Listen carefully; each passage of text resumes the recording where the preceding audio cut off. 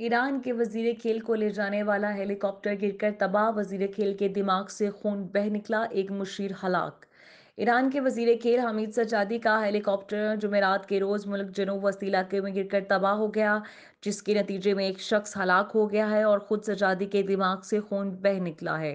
سرکاری میڈیا کے مطابق حادثے میں وزیر کھیل کے مشیر اسماعیل احمدی جان کی بازی ہار گئے اور حمید سجادی کو دماغ سے خون بہنے کے بعد علاج کے لیے اسپتال منتقل کر دیا گیا ہے۔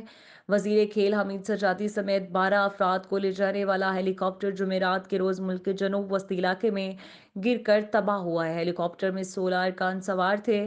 ایران کی سرکاری خبر رساں ایجنسی ارنا نے عینی شاہدین کے حوالے سے بتایا کہ ہیلی کاپٹر اس وقت گر کر تباہ ہوا جب وہ صبح کرمان کے شہر بافت کے اسپورٹس کمپلیکس میں اترنے کی کوشش کر رہا تھا۔ قبل ازیں عینی شاہدین کا کہنا ہے کہ وزیر کھیل کی حالت اچھی ہے اور انہیں معمولی چوٹیں آئی ہیں۔ انہیں اور ان کے ساتھ ہیلی کاپٹر پر سوار دیگر افراد کو اسپتال منتقل کر دیا گیا ہے۔ ارنا نے کرمان کے گورنر محمد مہدی فداکار کے حوالے سے بتایا کہ حادثے کی وجہ کی تحقیقات جاری ہے۔ واضح رہے کہ جنوری میں یورپی یونین نے حکومت مخالف مظاہرین کے خلاف دوران کے کریک ڈاؤن کے رد عمل میں وزیر کھیل حمید سجادی پر بھی پابندیاں عائد کی تھی۔ ایران میں گزشتہ سال ستمبر میں ایرانی نژاد کرد خاتون مسہمہ امینی کی پولیس کے زیر حراست ہلاکت کے بعد سے احتجاجی تحریک جاری ہے۔